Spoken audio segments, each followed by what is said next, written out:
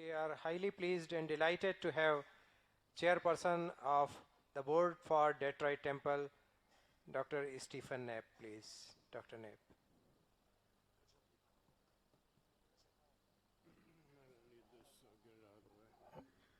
But anyway, namaskar, Jai Shri Ram. And I want to first thank Dr. Gumastha and his crew of volunteers and all of you for participating in the festival and inviting me here. And this is one of the ways we keep the topic of the Ramayana relevant.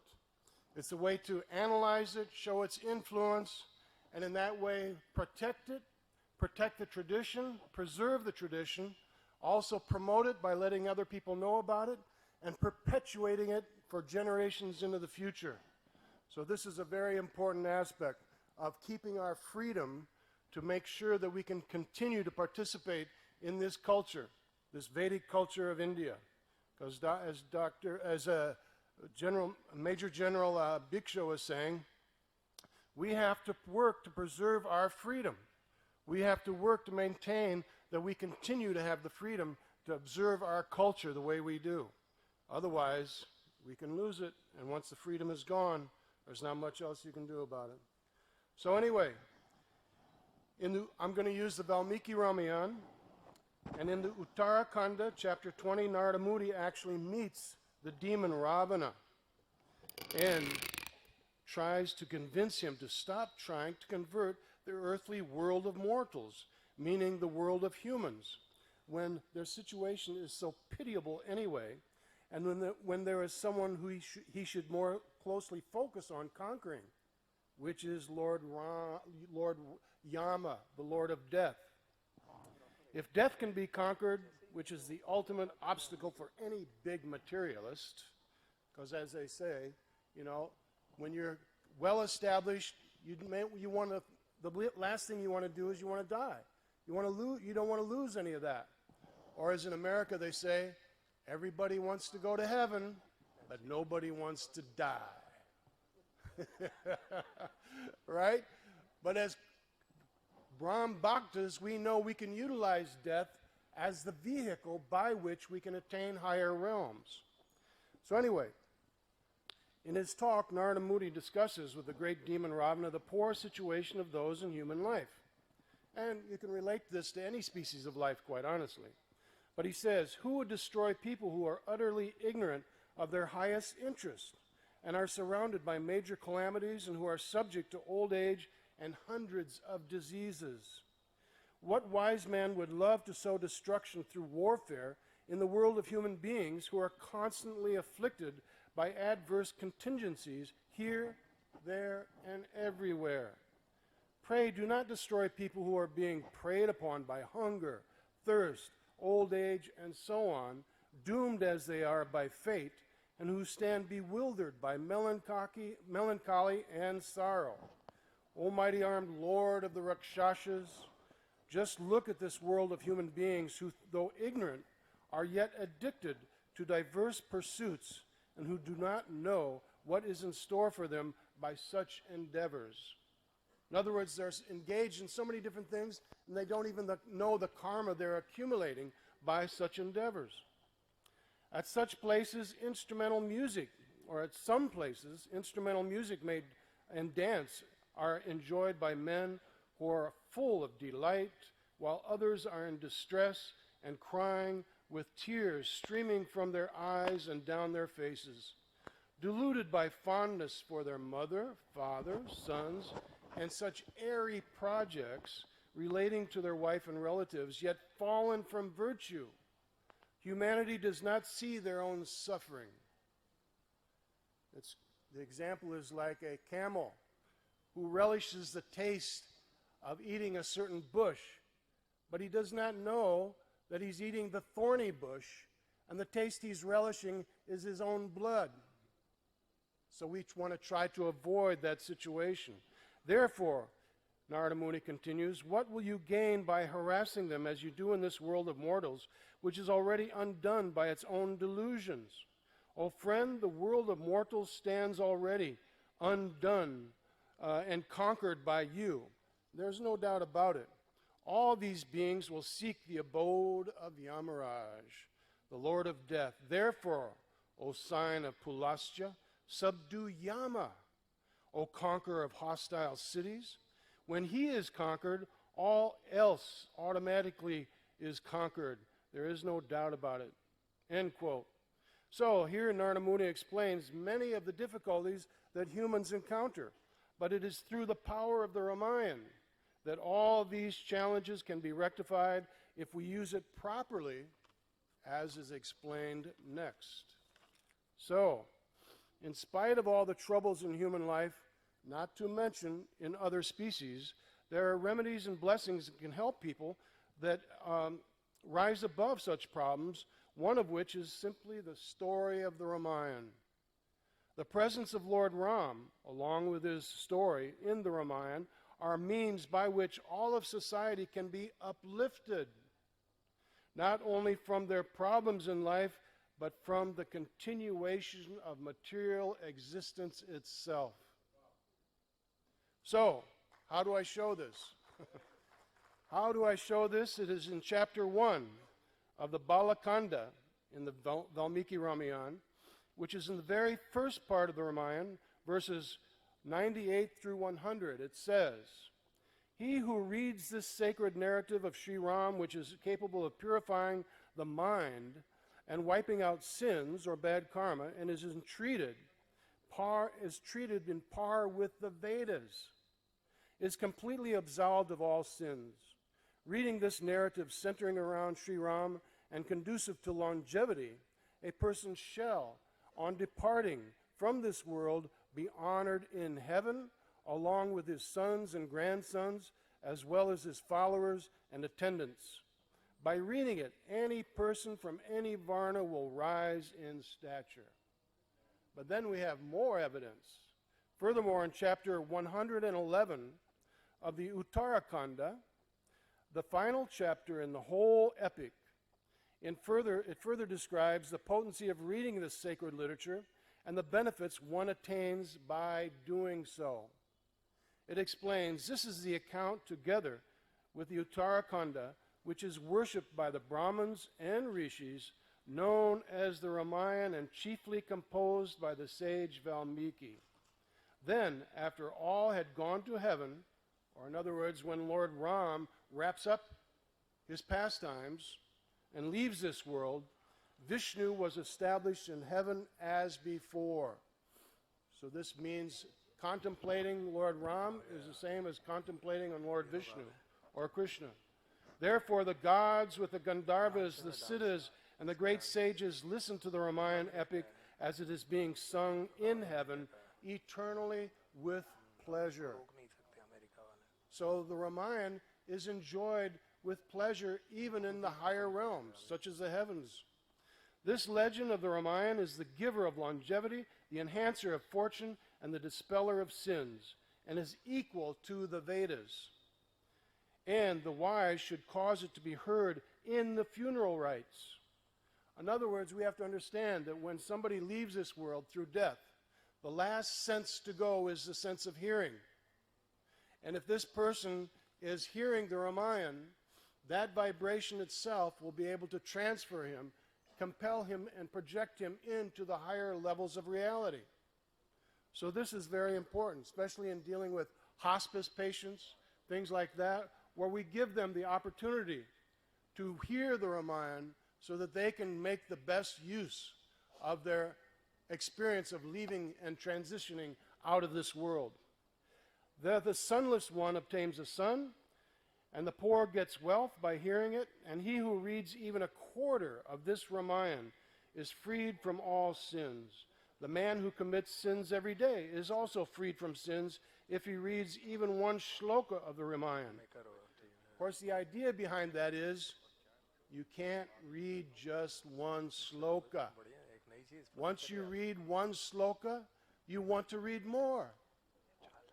So this entices even the sinful person to begin reading the Ramayana, even with one shloka, because once he begins, he'll continue.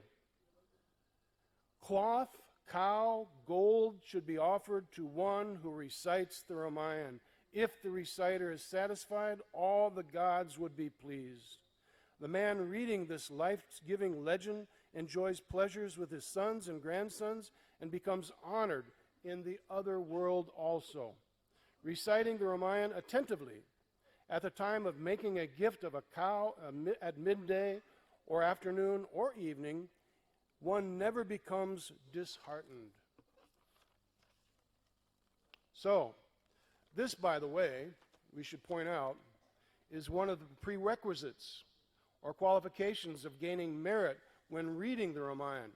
It must be read in attentiveness and with devotion. Senses must be controlled and mind must be focused if you want to get the most out of your experience and the most punya out of your experience of reading the Ramayana. The Ramayana goes on to say, the beautiful a man gets the retributions of performing 1,000 Ashvamedas and 10,000 Vajpayee sacrifices merely by hearing this Ramayana. How can you calculate that? That's incredible. So, he has truly visited all the shrines of Prayag and other holy places and all the sacred rivers headed by the Ganga, as well as the forests like Naimisharanya and Kurukshetra and others in this world who has listened to the Ramayana. So in other words, just by listening to the Ramayana, one gets so many pious results automatically. So he who listens to the story of Lord Ram with full reverence roots out all sins and goes back to the world of Vishnu. So, what are we waiting for?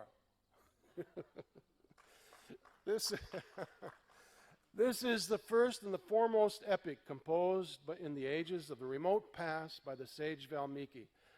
He who listens to it every day attains liberation. Blessed with wife, his progenies and wealth are multiplied. One should listen to it knowing it to be completely true and with organs controlled. The Ramayana is the unsurpassed form of the Gayatri mantra. In other words, it is the elaboration of the Gayatri mantra. It is the elaboration of the spiritual truths in the four original Samhitas, Rig Veda, Yajur Veda, Atharva Veda, and so on, and the Upanishads. So he who narrates or listens to this story of Sri Ram, the descendant of Raghu, with reverence and devotion, becomes sinless and attains a very long life. He who wants to secure bliss should contemplate on Sri Ram and should narrate this story before Brahmins day by day, or you can simply sit down and read it in your own temple room or in your own living room for that matter. Sometimes Brahmins are a little hard to find in order to accomplish this, but he who reads this whole Ramayana story of Sri Ram undoubtedly shall attain the world of Vishnu after the end of his life. His father, grandfather, and great-grandfather, and even fathers of the sub-ancestors attained the world of Vishnu. So in other words, simply by reading with attention and devotion this epic of Ramayana, you are automatically benefiting generations of your whole family, backward and forward. What other process is as easy as that? And we should take this as true because so many of the acharyas have based their own process, their own career, you might say, their own credibility on the authority of the Ramayana. So, by listening to even a syllable or quarter of a verse of the Ramayana with reverence, one attains the world of Brahma and is regarded and respected there by him. Thus runs this historical narrative, and may all be well with your readers and audiences. Utter it not inarticulately, and repeat it confidently. By this process, may the power of Lord Vishnu, as Sri Ram, grow immensely. So as quoted from the Ramayana itself, this is the power it holds in its ability to raise humanity and the world to a higher level of consciousness and also solve the most pertinent problems faced by society. What more can be said than this? This is the real treasure of India. This is the real treasure of the Vedic culture and the Vedic system that has always given humanity its best opportunity to reach its highest potential. Highest potential in occupationally, healthily, mentally, emotionally, and ultimately spiritually. It is based on universal spiritual principles, which means anyone, anywhere, from any background, in any part of the universe, can get benefit by these spiritual truths as we find in such books as the Ramayana. So thank you very much. Jai Shri Ram. Jai Shri Ram. We are thankful to all the speakers. They have enlightened us. While I'll conclude, to save time, I'll invite Mr. Akhilesh Pandeyji, Youth Motivator, to facilitate the speakers. Mr. Akhilesh Pandeyji. We are thankful to Sneha Nagarkar for taking us on a journey from darshan of Sri Krishna to Lord Sri Ram. She said, felicitation by Mr. Akhilesh Pandey.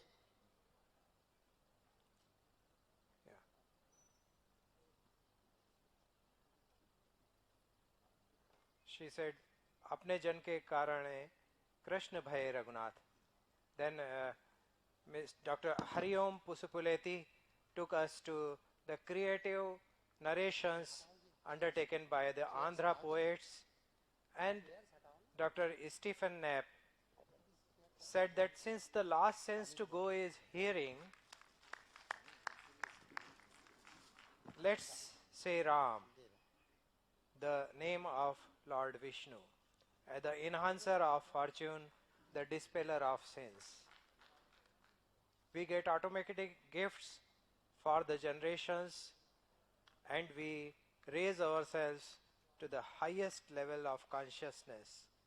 This is the real treasure of India, and he presented his research, evidence-based research on Sri Ram, his name and his grace.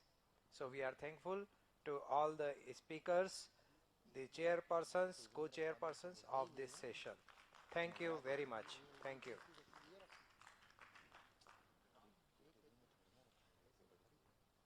There will be a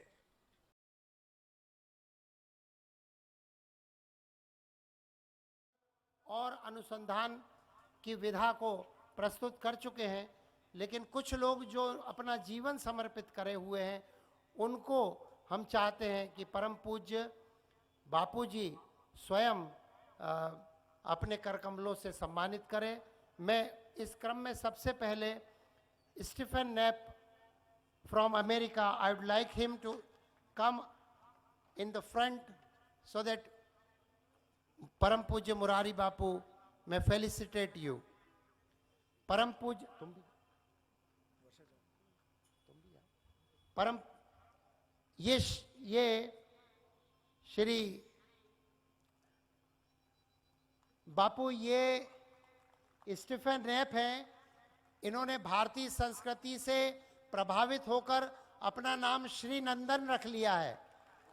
Shri नंदन रख लिया है अपना नाम, Stephen nap. इसी क्रम में